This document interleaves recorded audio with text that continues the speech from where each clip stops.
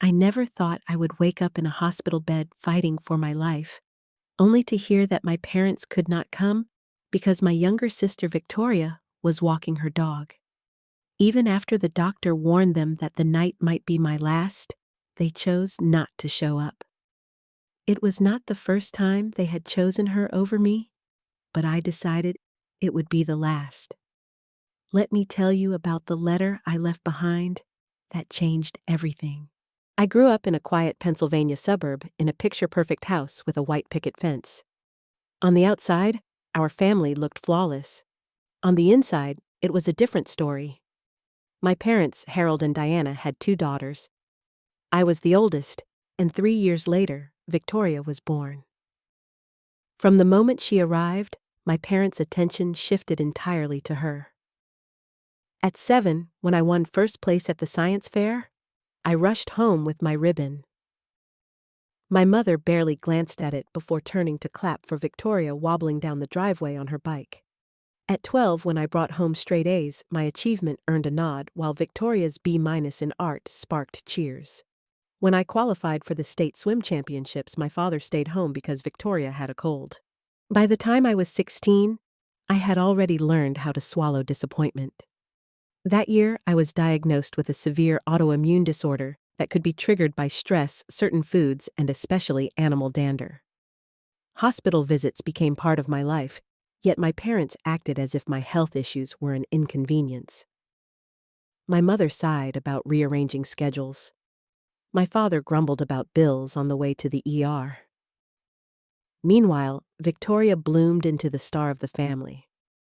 She played soccer, posted perfect pictures online, and basked in my parents' endless adoration. When it came time for college, they admitted they could only afford to help one of us. They chose Victoria, saying she wasn't as strong as me. I worked 3 jobs to pay my tuition, maintained a perfect GPA, and graduated with honors. Victoria dropped out after 1 semester, but they comforted her by buying her a brand new car. Despite the sting, I never stopped trying to win their approval. I built a career in marketing, visited often, and brought thoughtful gifts. But no matter what I did, my parents continued orbiting around Victoria. Things became unbearable when she insisted on getting a $3,000 purebred Samoyed. Despite knowing about my severe allergies, my parents bought it for her and even converted their office into a climate-controlled room for the dog. I told my mother I could not visit anymore. She dismissed me with, "Just take your medication, sweetie. Victoria really needs this dog for her emotional well-being." Once again, my health meant nothing compared to my sister's wants. Still, I held on to small fragments of hope. Sometimes, when it was just us, Victoria reminded me of the sweet little sister I had once built sandcastles with. But those glimpses were rare. The truth was unavoidable. For 26 years I had been chasing love that should have been freely given. And it would take a near-death experience to finally stop. 3 months ago, after weeks of distance, I tried to reconnect. My mother seemed thrilled when I suggested dinner. She promised lasagna, my favorite, and my father was picking up cheesecake.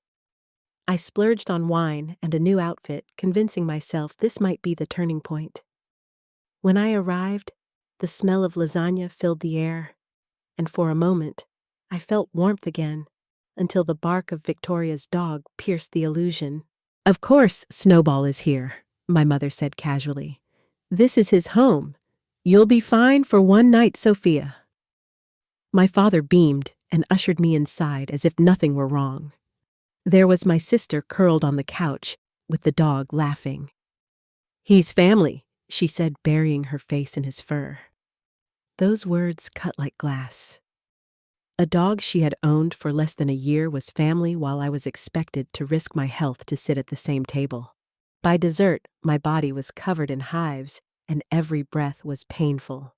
When I stood to leave, my mother frowned, calling me dramatic. My father insisted I looked fine enough to eat a full meal. Victoria rolled her eyes, telling me to pop a Benadryl and chill. I drove home dizzy and short of breath, stopping at a pharmacy for more medication before collapsing into bed.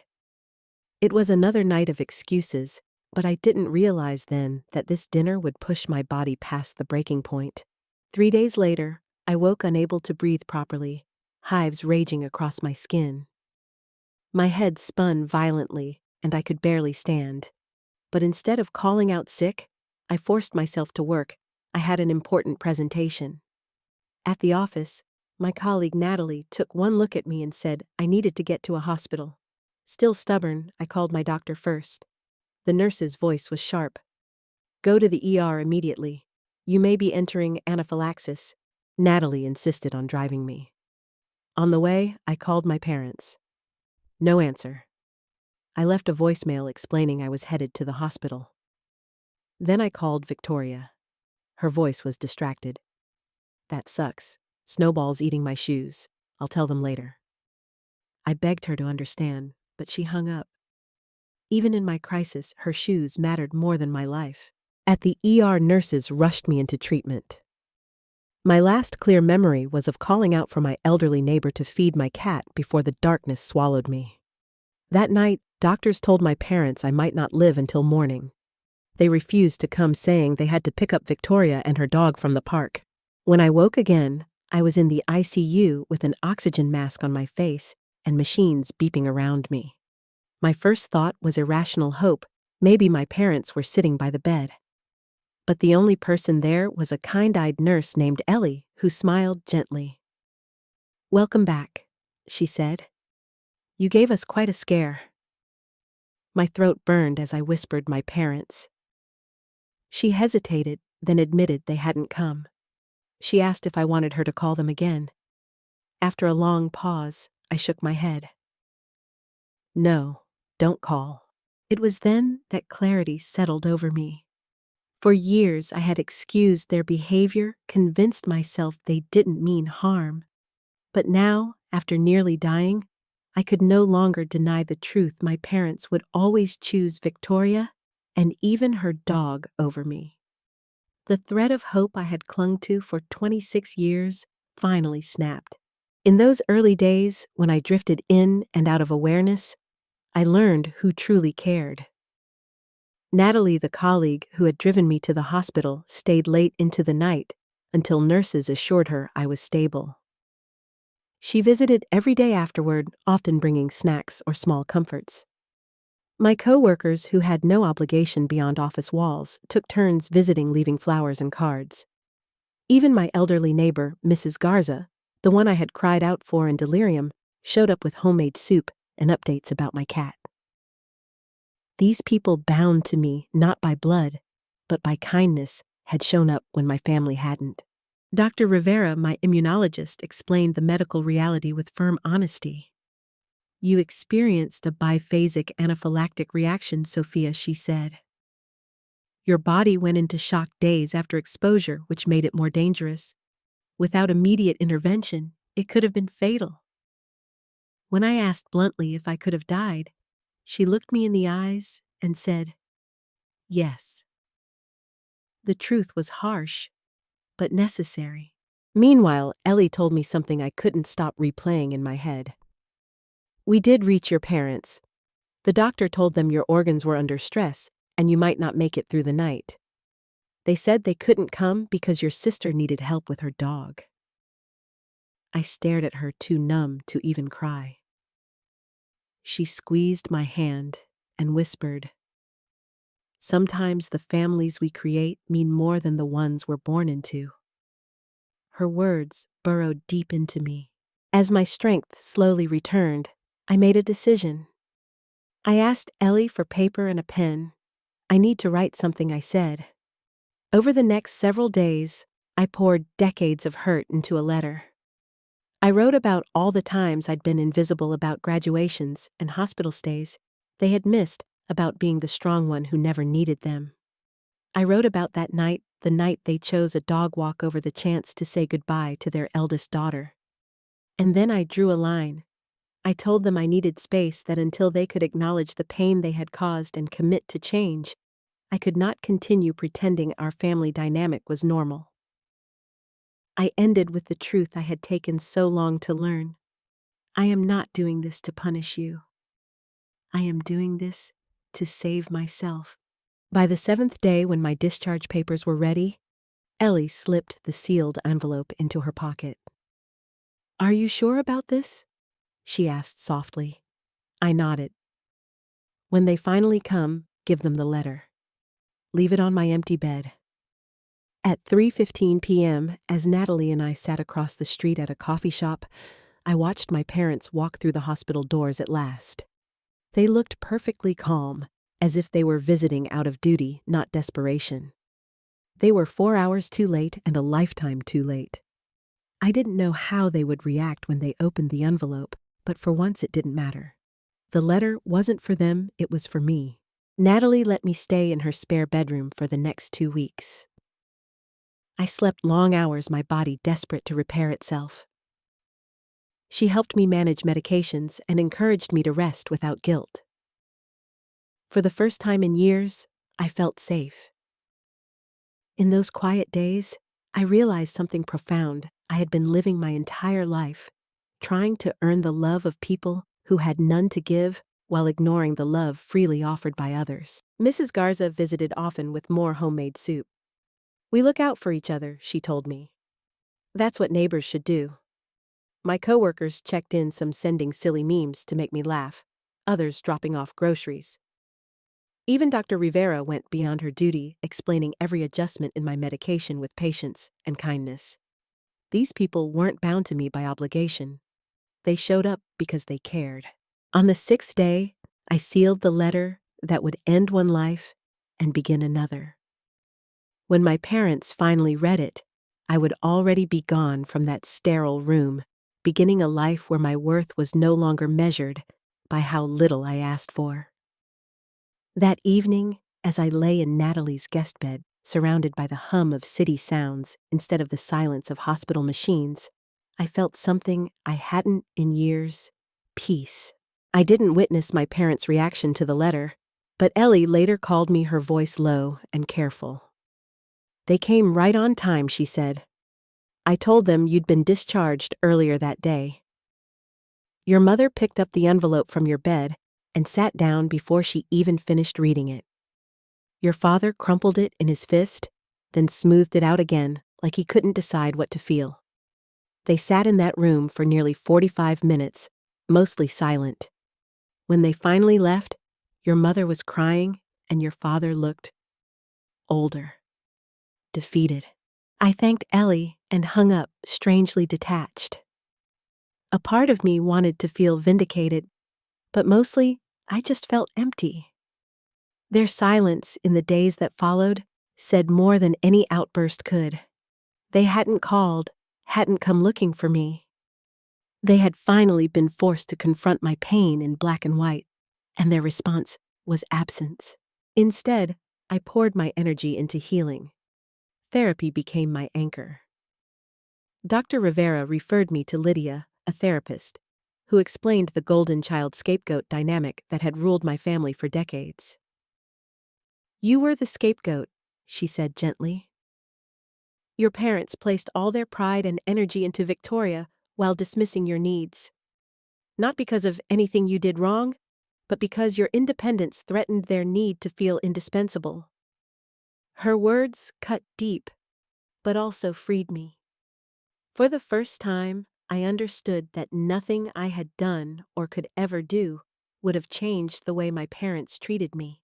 I began grieving the family I never truly had. I let myself cry for the girl who had brought home ribbons and straight A's only to be ignored. I let myself rage for the young woman who had worked 3 jobs to pay for college while her sister was gifted a new car. And I let myself mourn for the daughter who had nearly died alone in a hospital bed while her parents picked up a dog. 2 weeks after discharge, I felt strong enough to return to my own apartment. Mrs. Garza welcomed me back with soup and updates about my cat who had apparently adopted her as a second home. "He visits me every afternoon," she chuckled. "I think he's decided we're family now."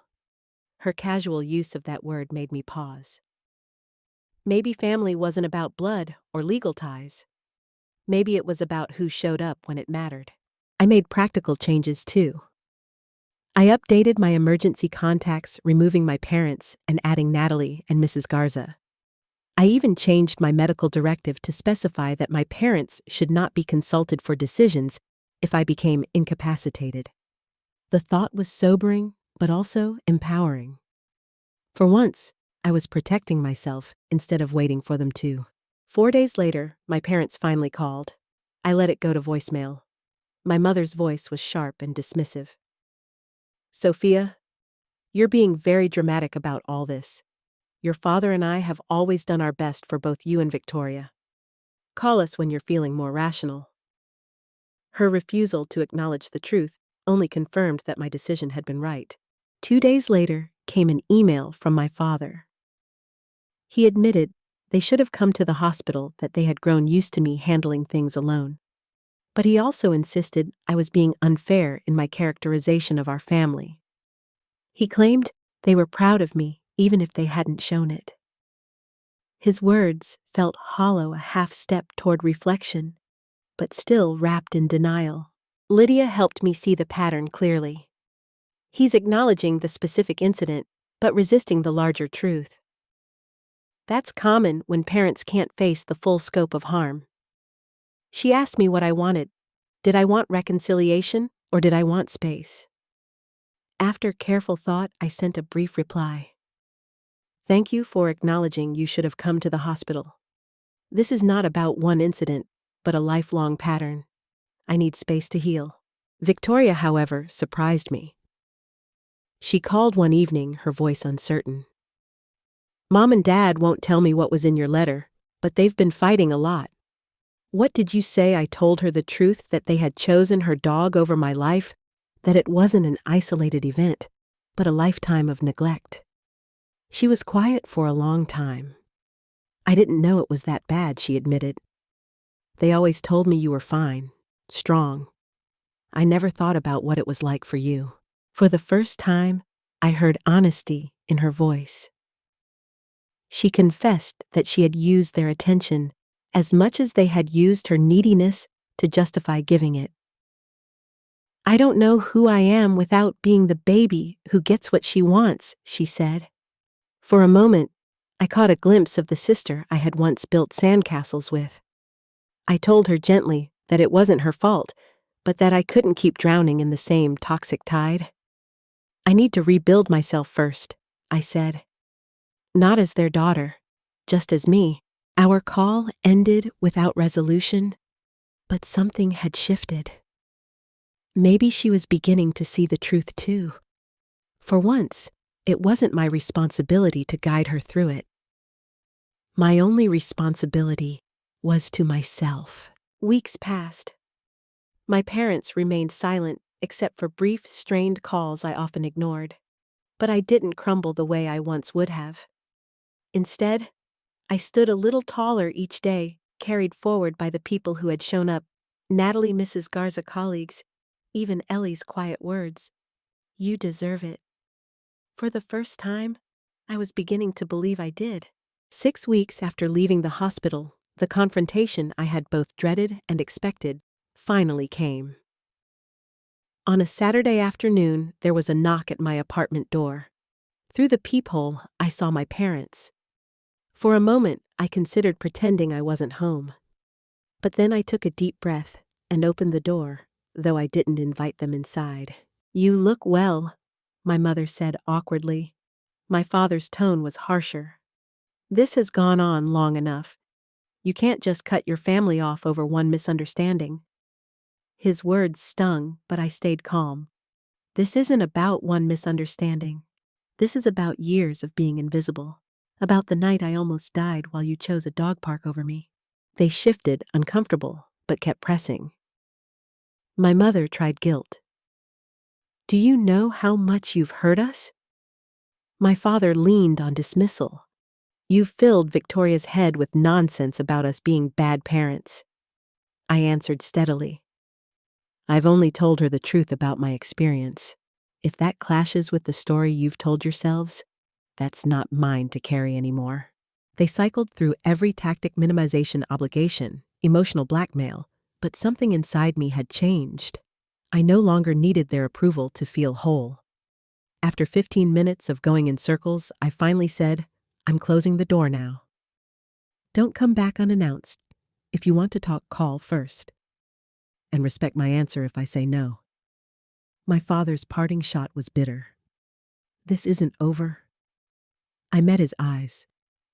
You're right. This is just the beginning of me valuing myself. Then I shut the door and leaned against it, heart pounding but unshaken.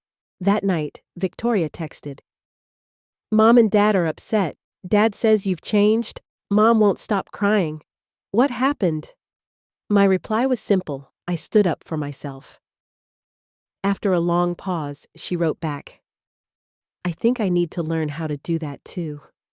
Her words gave me hope, not for a fantasy where my parents transformed overnight, but for the possibility of building something new with my sister, something honest, without the distortion of favoritism.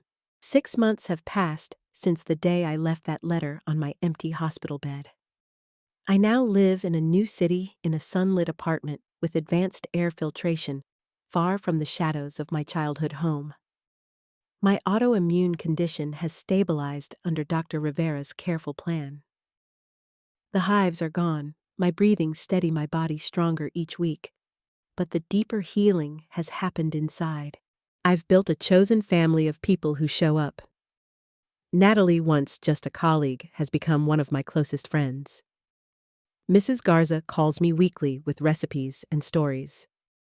She feels like the grandmother I never had. My book club and hiking group have given me connections built not on desperation to please, but on mutual care. These relationships are steady, real, and untainted by old wounds. My relationship with my parents is minimal now. They call once a month, and I answer only when I feel strong enough. The conversations are polite but shallow, no longer laced with the frantic hope that used to drive me. I've accepted that they may never give me the nurturing I longed for, and strangely that acceptance has freed me. Victoria, though, has changed in ways I never imagined. 2 months after my hospitalization, she moved out of my parents' house and rehomed Snowball with a family that truly wanted him. I never actually wanted a dog, she admitted to me over coffee. I just wanted their attention. Your letter made me realize I was living for that instead of figuring out who I really am. We now meet once a month. Our bond is cautious, fragile, but more honest than ever. We are learning to be sisters without the roles our parents forced on us. Therapy has taught me that healing isn't linear. There are still days when I feel that old urge to overachieve to earn approval that will never come. But now, I recognize those impulses as echoes of a role I no longer play. I remind myself of what Ellie told me in the ICU. You deserve it, and I believe it more each day. The greatest lesson of this journey is that family isn't defined by DNA or obligation. It's defined by who shows up when it matters. The nurse who held my hand through the night, the neighbor who fed my cat and brought me soup, the colleague who drove me to the hospital. These people showed me more love than the parents who walked their daughter's dog while mine nearly stopped beating. Forgiveness doesn't have to mean reconciliation. I've forgiven my parents for what they couldn't give because I know their failures stem from their own wounds. But forgiveness doesn't mean staying. I no longer sacrifice myself for crumbs of affection. I know now that my worth was never something to earn. It was mine all along.